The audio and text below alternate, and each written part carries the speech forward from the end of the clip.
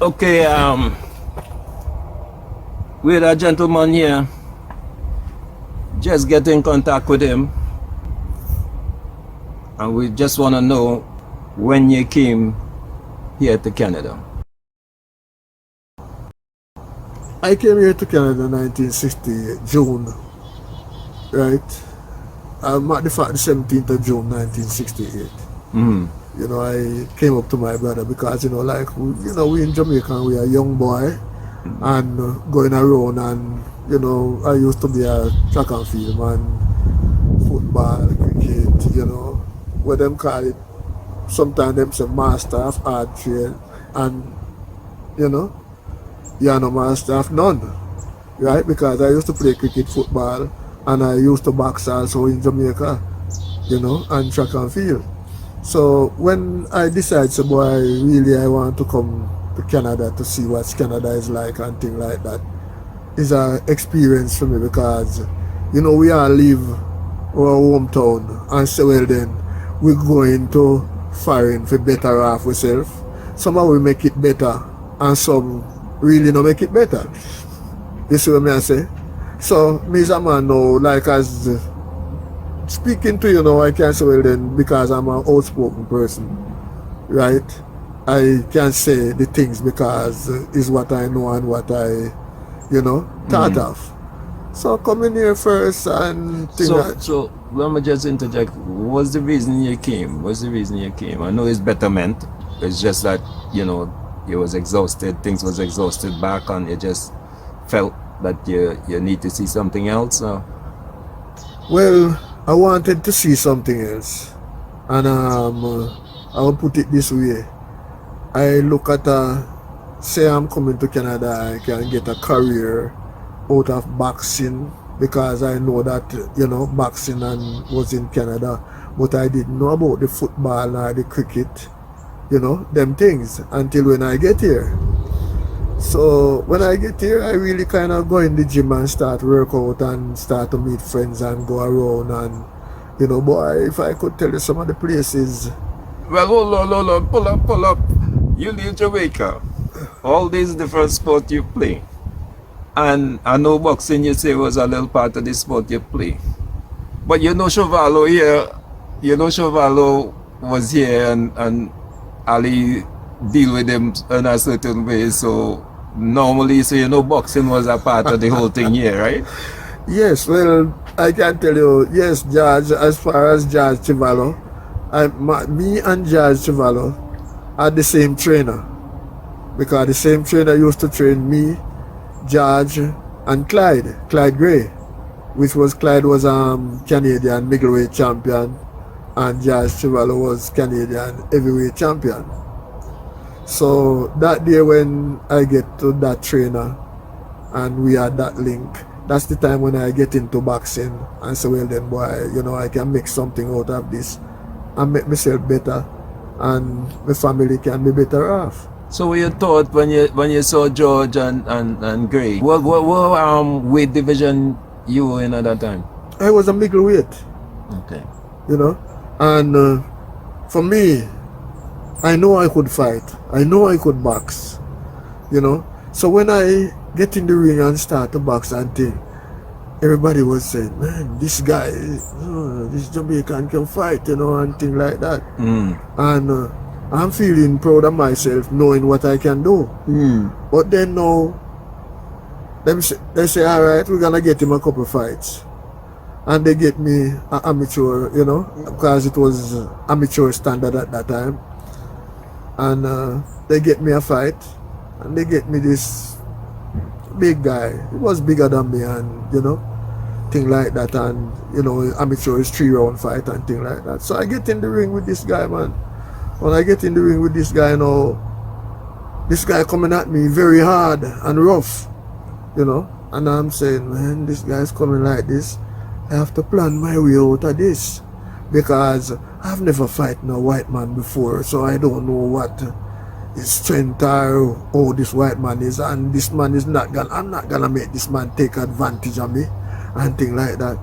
So I line him up, and bam, left and a right combination, one uppercut, And bam, the guy went down and tell you, that was my first knockout because the few fights I had in Jamaica, I had 6 fights in Jamaica before I leave. I never knock out nobody. And I come now on the first fight, me come to Canada, me knock out a man. So, you know, that give me the boost. And say, well then, yes, boy Joe, this is for you. This is where you belong. You know, and thing, and going through my amateur stuff and thing like that. You can give us your formal name. My formal name, everybody know me as Boxer Joe because they might feel as Joe. If that type of files go before you, everybody be looking for Joe Fraser, you know. My formal name is Joe Henry. Thing, lots of people used to tell me, you look like Joe Fraser. And I'm saying, no man, I'm not no way look like that guy, man. Don't tell me I look like that guy, you know. But Joe Fraser was a fighter that I did like to, because Joe Fraser he come up through the hardship. The 3 fight that Ali fight Joe Fraser, that's his life. That's where his life beginning and end. Yeah. Those were the most brutal fights. Yeah, where was the gym in those days? This gym was Lansdowne Gym, down at Lansdowne and Bloor, right on Wade Street there, little bit up, right at the subway there, you know, 21 Wade Avenue. And those guys become my friends. Pat, Steve, Mike, you know, those guys were all English guys. You know, we all used to dress up, man. Because first time when I used to dress up and go to clubs like those guys, I used to have on my full suit of jeans, you know, my jean jacket and my jean pants and, you know, all of those things. You see what I say? Because we have to get into the mix, right? Them wear them long hair and go on like they were the Beatles. Yeah, but those were the cool ones. Yeah, exactly. Yeah. Those were the cool guys, you know, because those are the type of guys that we definitely make friends with and become our friend. Into the Caribbean/West Indian. Well, by going to clubs, right, and we run into different guys, you know. We never, in those days, we don't care about where you come from. From your skin is black and my skin is black. Yes, man, this I'm a brethren. This I'm a, you know, here is where I feel my power and feel my strength. You know, because here is who me want to hang around. Were you around when West Indies won the Ontario Cup? Were you supporting them religiously, or the boxing was taking your time away? No, I was supporting them, but due to the boxing, lots of events I couldn't reach. You know, because you know, boxing is a thing like this. When you're doing, you have to get ready for your thing and think about yours. You know. Yeah. At that time, now I can't put fun over money. You understand? So because it was a good livelihood at the time, or with the boxing. Yeah. Yes, it was pretty reasonable, you know. But to be honest, it's bad management. I never get a good manager. Bad management is what really messed me up, because I got my best chance, and the only good chance that I really had was when I fought marvelous Marvin Hagler. You fought Hagler? I fought Hagler. And you're living to talk about it? Oh, you mean if I'm living to talk about it? I'm living, man. I'm here going strong still, right? I fight Marvin Hagler, and I fight Marvin Hagler 10 rounds.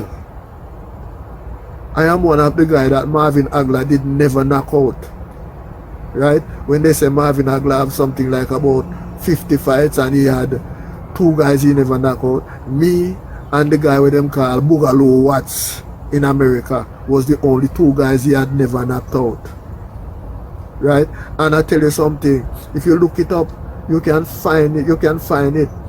When I fight Marvin Hagler, right, they have me down as Jim Henry, and I'm not Jim Henry, I'm Joe Henry. They had a guy from Montreal called Jim Henry, who was a fighter, but that guy was a fighter who they would get, and anytime they have a show and somebody don't pass, them just bringing me to fight. No, I wasn't that type of guy. I was a guy who my contract is to fight. I have, you know, and whatsoever decision make. Okay, so I'm gonna check that. That's good stats. So there's No, a discrepancy with Jim Henry and Joe Henry now. Yes. You have a picture of the fight? You have any picture of the fight or And no? I'll tell you something, my brother. Trust me, see this house here behind me, we sit down here and looking at. I lost almost everything in it. 1990. Fire. Right? So all my pictures of when I fight, Marvin Hagler, Wilfredo Benitez in Puerto Rico, and all of those pictures I used to have on the wall there. It's all gone. Right? Yeah. You know, a lot of people said to me, say, Joe, you should call boxing commissioner and straighten out the Jim Henry and Joe Henry thing. I think so. Right? Because even for the work I do in here and not being able to cross-reference it with the archives is a problem. You know, because the thing is, Is Jim Henry still alive? I don't know. But Jim Henry was a welterweight, I'm a middleweight. Okay, well, I can try and look into that. I'll try and look into that. But you see, sometimes, brethren, all you just wait too long to do these things, man. Yes, well, I tell you, to be honest, it's long because I retired boxing in 1982. Right? And I can tell you, before I retire, I fight Marvin Hagler. That's in my head. That will never come out. Because I can tell you, it was a great fight.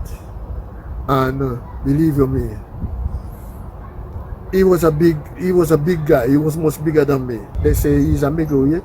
To me, he more looked like a light heavyweight. You know?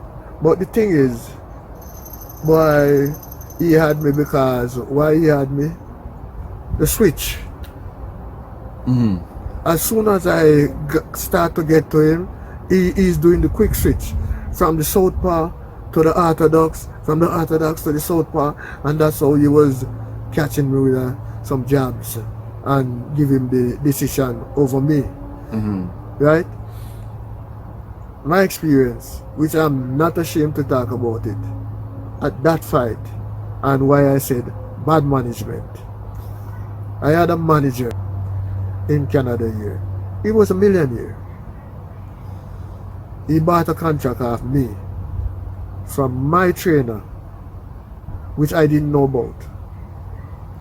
I signed a contract with him for 5 years.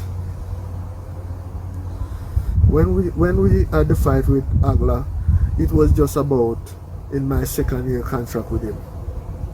Right? This guy never had the interest, right, to bring me along. He just wanted to, when people put on shows, he get a fight on that show for me. That wasn't good enough for me. Right? He get the fight with Hagler. As I say, we had a good fight. When we reached Boston, the guy lose a bottle of whiskey out of his suitcase when we were going to Boston. Right? And he went to Boston, and we were in Boston. And all he was thinking about and talking about is his bottle of whiskey that they stole out of his suitcase. So I'm saying, this guy is my manager, and this guy, it seems like this guy don't have no interest in me because all he's thinking about is his whiskey. We went to the pre-interview, right? He talk about his whiskey. We're gonna have dinner. He talk about his whiskey. Nah, said, man, what is this? That's not good. That's not good. all, my brother. And after the fight, right? And he said, he think the fight, if I didn't win the fight, it should be a draw. That's what he said. And you see, after he said that, you know what comes out of his mouth? I still can't believe they stole my bottle of whiskey. And right there is when I look at him and I said, Peter, when we go back to Toronto, we gotta have a good talk. And believe me, my brother, when we come back to Toronto, I tell him, I said, look, I will never fight under you again. And he said, why? I said, you didn't have no interest in me. You had an interest in a bottle of whiskey. Because after that hard 10-round fight, you never even said to me how you feel, how you do a good job, or how you feel, or whatsoever. The first thing you said to me, you still can't believe they stole your bottle of whiskey. So I cannot fight under somebody who had no care and no feeling for me. And that's when I start to sit out the years of contract with him. And it ended up that I sit out 3 years of my career. And he decided to give me back my contract.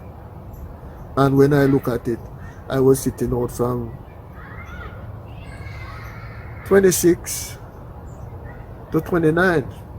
Ooh, That was my prime, my prime years. That's fine. Anything to tell And you then about this about I said to myself, boy, I'm gonna give it another try.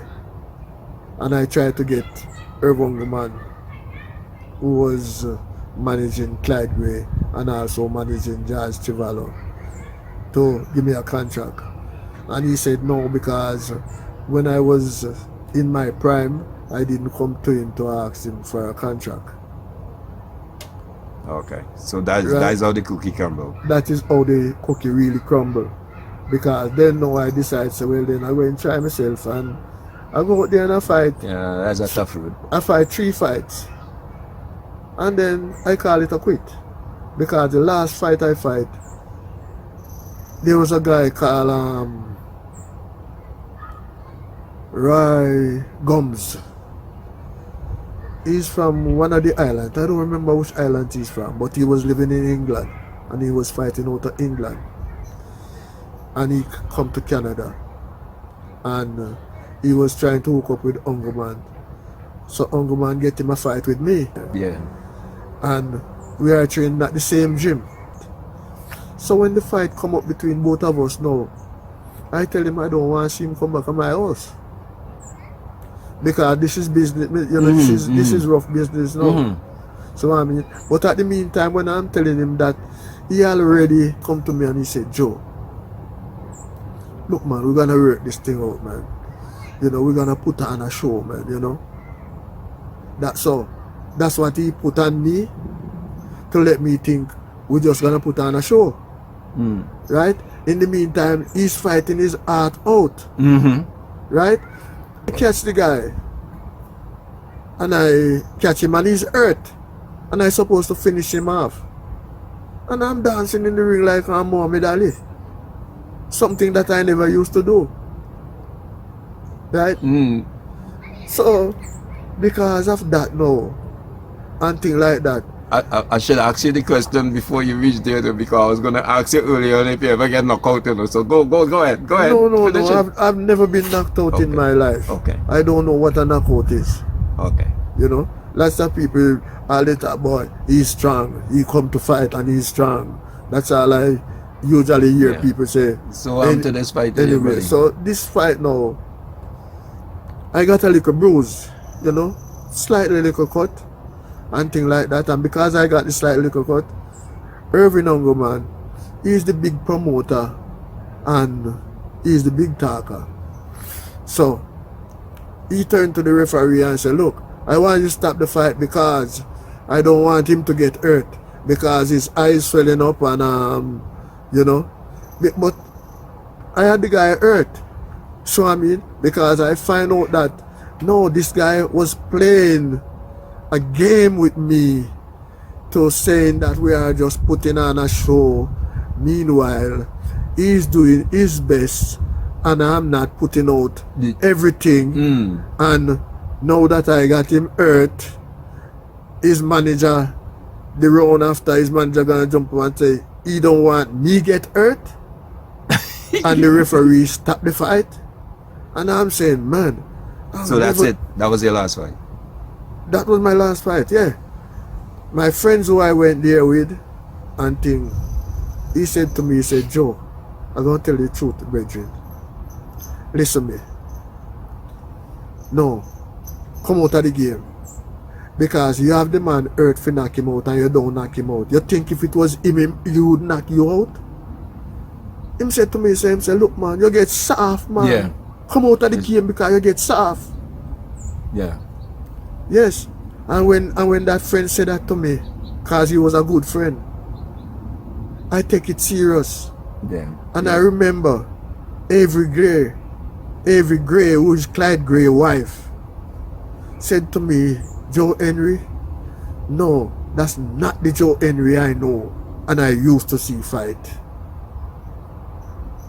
And those two things, let me say, Time. yeah, you know what? Forget it. Did you ever have any official capacity in any committee, whether it be, you know, representing the community in any way, in anything besides boxing? Yes, well, I would say that because I tell you something. I can remember, even going back, you know, we would say not too long ago, because I used to, before them said Jane and Finch get hot, right? I was at the I was on the community board at Jane and Finch, because I was there doing some training boxers. Some kids off the street come into the gym, right? And I taught them the way how to fight and how to get off the street and don't get in problem. And we used to have a lot of support during that. And like how to channel the energy then? Yeah, because you know something, I tell you something, man, lots of those guys were getting mixed up real bad. And they come in the gym and they start to fight. And I get them in competition all over Toronto. And we used to have places, business places that sponsors us. And when we had put on a show, we would buy bags and all sorts of things, like, you know, to when they fight, we could give them for their winner's trophy, or the, you So know. what ages you start from, you could recall? What Eh? age and With me, with the youth, me? with the youth, with the youth, With the with the youth. youth in Jane and Finch. Oh, well, the youth in Jane and Finch, I did start them at about, I would say, somewhere about 10, 12. Ooh, that's early. No, well, I tell you something, you have to start early, you know. So when you start early, you get the good experience, because you have the experience of what, you know, or you can take a punishment or take a blow, or whatsoever way you want to put it. You know, because if you are a coward, when you get it a couple times, you're gonna quit. And you ever hear of a quitter being a winner? I've never heard that. So now this is how you're going to teach the youth and show him the way how not to be a coward and not to be afraid. You know, because sometimes you look and you see some bigger guys, bigger than you, and they want to take advantage of you. And you have to look and stand up and say, look, man, I'm not afraid of you, man. Not because you're bigger than me, I'm not afraid of you. Right? And you see, with that, you are saying to yourself, you are demanding yourself the way, oh, you are strong. So boxing is that thing, you cannot be a fear. Because if you're not afraid, you are going to be losing. Right? So when you have the stamina and the courage not to be afraid, then you know exactly. So well then, boy, when you face each other in the ring, look into each other's eye, or you look in the man's eye, you look in the man's eye. If he take his eye off you, right, a certain kind of way, you know you had him, because you're stronger than him. Right? Lots of people don't know. Eyes, that's where you know where people's weakness is. In the eyes. You look in the eyes. Okay. So the boxing is nice that you finish off with passing it on to the next generation. So did you see a Caravana? What you thought of it? Well, boy, Caravana was a live thing, you know, extra live for me. The first one, I think it was Young Street. Young Street, we go straight down the Young Street to the waterfront. And the waterfront, we catch on the water, we go on to the boat and take us across the island. And the Caribana go over there. I think it was a week long, right? Because I think it go on for a week over in the center island. So when you come and you miss that parade march down Young Street and you want to see the rest of Caribana, you have to pay on the ferry boat, right, to go across the island.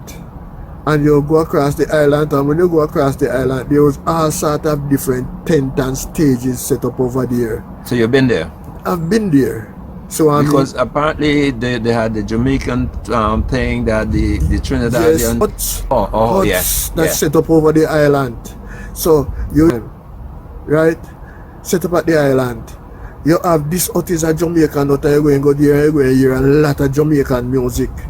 And you're going to go over here at the Trinidadian hut and you hear a lot of Trinidadian music, you know. So at that time now, the different huts was where we would look at and say that's how the multicultural system start up inside Toronto, Canada, right?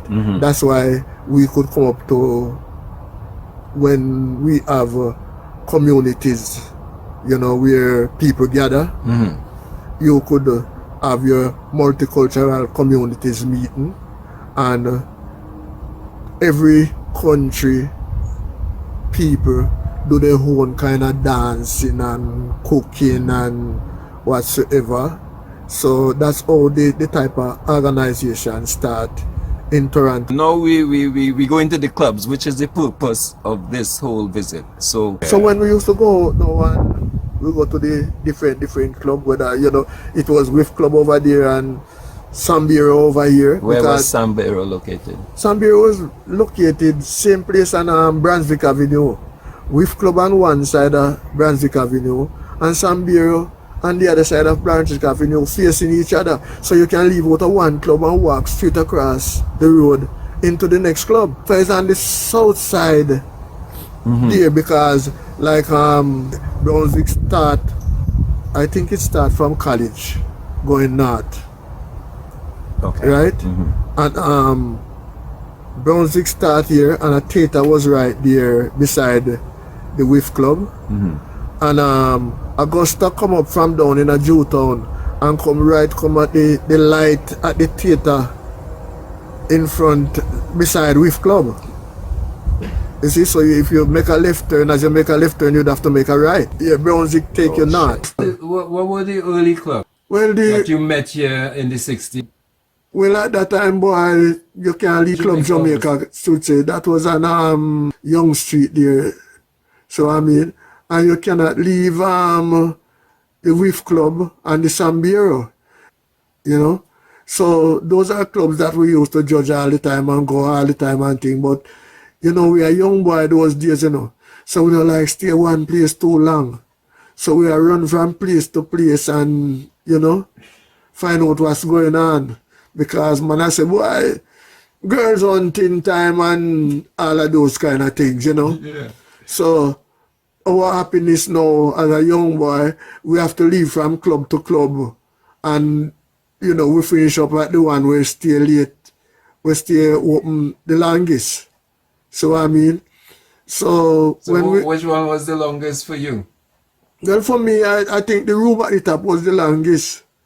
Because room at the top, no boy, it was more like big people, enough West Indian people, who those guys that start up that club was like in England first and leave and come to Canada.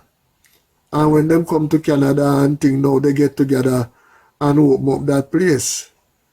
And then we used to have all the bands around, like all the Cougars, you know.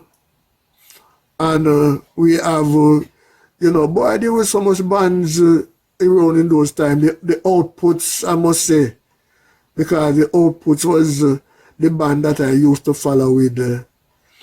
Well, yeah, the Cougar was big. The Cougar was huge too, you know. I think J. Douglas started sing with the Cougars. Yes, Young they have Street them. was the place. So And give me then that, give me and then away from Young Street, the first branch off, I would say, is at Sambiro and Wave Club, right? And till it go into basements parties, that. you know. Rooms. And the first one I could say was Margarita, Margarita Street, what's its name? And Bloor. And that was done by somebody come from England and start it up. And that's how basement dance started off in Canada, right? From about 1970, somewhere there I could remember, either 69 or 70, when Margarita basement start up for the basement parties all around. Okay. And do you know about the Sportsman Club? Because West Indies, Yeah, that's the man, one I that know Marley about and Eglinton, Sportsman. because Yeah, that was Owen Ligor, who was a West Indies man that play both soccer and cricket for West Indies United. So those guys are guys that we all were together with, you know, as we say, in those days we were togetherness was the thing. No matter where you come from. If you come from Trinidad, if you come from Guyana, if you come from Barbados, anywhere in the West Indies you come from, Jamaican, we are all friends. When we go out, don't think you can hit a Trinidadian man and you don't hit a Jamaican man. Because we stand up for each other. So I mean, and that was the policy that I know of back in those days, because that's the united way of how we used to live and how we younger guys used to knit together. So I mean, so this is the thing. So it comes to when we say entertainment and dances, and I tell you about from St. Mary's Hall to Isabella until it come now early 70s, right? Because I've been around dances, places. We talk about that. We got a place out in the east end we call Danal. Danal was a place where Broadview. Broadview. Yes. That's the time now when King Jabez, because a friend of mine named Lester have this set that King Jabez commands, King Jabez build the amplifier and make this set. And, you know, give it name King Jabez. Used to also play inside a room at the top. Danal now was the big dance place too. And then from Danal, big dance place, we're going to talk about again, man. Don't forget, this place up Latvia, and on Latvia now, Overly Boulevard. Macedonian. No, Overly Boulevard. There was a hall at Overly Boulevard. And Macedonia, no? a Macedonian Yeah, hall my there. uncle is when you go down overly. Yeah, as you go over the I bridge. think that Macedonia now. A Macedonian hall Yeah, there. yeah, I think that's Yes, Macedonia. those places are places that we used to have dance, function. Let me see how big you can get now. You ever do something in Mosonic Temple? Can't forget Masonic Temple, because Masonic Temple now is when now that time now I could say, well then when we start to bring in sound like Meritone come up from Jamaica and come and play a Masonic Temple, and the place full, and the place, you know, like the place couldn't hold people. And then after that now, that's when all the dances start to keep at Masonic Temple. I tell you something, you see, from Masonic Temple, then now we start to spread out to different places, and we start, I would say we start to go in north. And when we say start to go in north now, we mean we're going above Eglinton, you know. Eglinton was the border. Eglinton was above the border. I tell you what, I remember when I moved up to Eglinton, you know, because I tell you, when I come here first, the first place I really was is Lansdowne and Bloor, where black people live in the downtown circle, and the downtown circle now we call it. You have to look from Lansdowne, go back to Batters, right? That's where in that community there, all the way up from Queen, go up to put it say Bloor Street. Yeah. Because I never find, maybe 2 people you find live above Bloor Street, couple people. I would really put it up to DuPont. Right? You never find nobody much black people living above those areas until it come to early 70s. Now we look on going up to St. Clair, you know, and come up to Eglinton. Because when I move up to Eglinton, it was about 72, 73, somewhere there. Yeah. And when my friends used to come and check me, they used to say, boy, we are going uptown, you know. You see what I mean? So when they come and check me now, and them call up there so uptown, me I say, you can't call up here so uptown, man. Man say, them brethren, the whole of we live down, so I have to come up here so uptown this. Rent a room, you know. If I ever give a history about rent a room and what I go through with rent a room, because I tell you something, I'm working at a workplace that my boss come to me and said to me, say, Joe, do you know you move more time, more than the months in the year? And I'm saying to him, what? And he said, yes. Man, because in those time, guess what happened? We come and with the boat and things, little things happen and things like that and so on. You move. But what did really happen to me, I'm going to tell you the truth. It's like, me and my brother did fall out like, I'm go up on my own.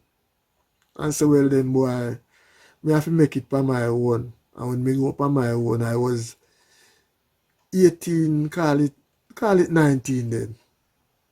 On my own. And man, I move into a room in house. And I go out and buy my grocery and put it in the fridge and in the locker in the kitchen. And man, when I come in, I go to work Monday and come home and look for something to cook for eat. There was nothing. The people them that live at the rooming house eat off my grocery. None of them don't buy no grocery. But you know, when you buy $10 worth of grocery in a bedroom, that lasts you a week. You see what I mean? And for that week, it's like me have nothing to eat. I never used to eat fish and chips and them things. I never know nothing about those things. And it's things like that happened to me. Make me know how fish and chips taste and all of those things. Right? I live there for 1 week.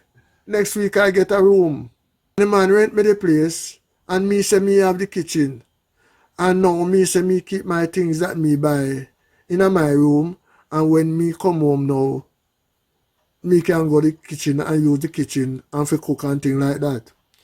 When I come home and went to the kitchen, the man asked me what me doing in the kitchen. And I say, oh, you mean what do I do in the kitchen? I go and look after something to eat. And him say, no. I went to a room, I didn't rent to the kitchen. And me say, so where I go and cook and where I go and eat? And him say, well, I don't know about that, but the kitchen is for me and my wife. And I say, okay. So that's 1 week I live there. whoa. Right? I have to go and get another room. I get another room, and I get to that place. And boy, every night is like war in the place because some people there, it's like they must sleep at daytime and nighttime them war. I say, no, I can't live at it. And it's so it continue going on with me. That's why I end up moving 14 times for 1 year. Yeah. You know? Yeah. So I get my landed from about 1970. I mean, never know say me have landed until 1971. because 71 it when it come in the mail and catch up with me. And by that time now is when I decided, so well then boy, too much running around. And I decided to do a little settle down. And when I didn't meet a very beautiful woman, lovely woman, that's gone and leave me, but you know, the memories of our life still goes on and will never ever end because, you know, she was such a good person and good people, you know. Them say good people always die young or go early or whatsoever it go, you know. We don't know. God's will. And I can say, boy, that person is the woman who gave me my 6 children. Right? Well, I mean 5, you know, I had one outside. But that's what made my life and made the change of my life and made me be the type of man I am today, which I, you know, the experience of everything in Canada and, you know, the life that she lived with me. And I'm not saying anybody that I might be the perfectest man in the world or whatsoever. No, I won't say that. All I can say, well then, boy, I live my life and I understand how to live and how to treat people and how to live amongst people and understand people and not to be ignorant. And when I say not to be ignorant, because you know sometimes we talk to each other and by saying something to each other, we get upset over simple little things that we shouldn't be upset over or shouldn't make upset us, right? And that is the ignorant part of us. And is to know and understand, right? And appreciate people and to know what people is like. If you can't understand yourself first, you won't understand people. You see what I mean? Total. So, Virgin is so me see life and so me look on life and so me understand life. And as me say, me as a black man can tell you say, me love everyone. But I'm going to tell you the truth, me I feel love my black people the most. Because here what happen now, God create us all. And although God create us all, right, we must remember one thing. Black people was created. What? I show you one finger. As you get in deep now, we ain't gonna take that officially. So we go wrap up. But I want to take your thank you, your appreciation with the green thing and see which one I'm gonna use. So I want to thank you for giving me the time and for giving me all the entertainment part because that's the area we're dealing with right now. So. Well, midget, boy, you're not little, you know, you're large. Right? So no matter when they call you say when they say midget, no matter what thing say you're a little baby down there, you're large. Right? So just hold the faith. Right? And your blessing all the time will always follow you, my brother. You see what I mean? Yeah. So when we can say, boy, I'm more power, I'm more love, I'm more blessing, you know? And a blessing continuously. Yeah. Yeah, my man, you're doing, when me that say, me that put it and say, one of the greatest things you're doing right now on earth amongst we one congregation, black people. See what I mean? And me love it. And me can say to you, say, boy, as me say, midget, you know, no midget, you know, no, because midget, they say midget are one little short man. And me no see you as no little short man neither. Me see you as a large, big man. You see what me I say? Yeah, man. The blessing will come, you know, and the blessing will come in such a way that, boy, when it come, you will say, boy, me never did work for nothing. Because, you know what happened? God gave the strength and the power and the will and will continue giving you it and continue bless you so you can live and live happiness and gladness within yourself. You know, how happiness come, how blessing come, and how riches come is within your heart and within your soul. You see what I say? And that is what keep you, my brethren. Yeah. So I mean, you know, you know, have to be really, you know, have to be rich by money. You know, you only want to be rich in spirit and continue love and the blessing, and you know, say you live and live happy. Happiness is the best thing in life. Thanks for that word of inspiration then. Yeah, man. So it's nice meeting you though. You know.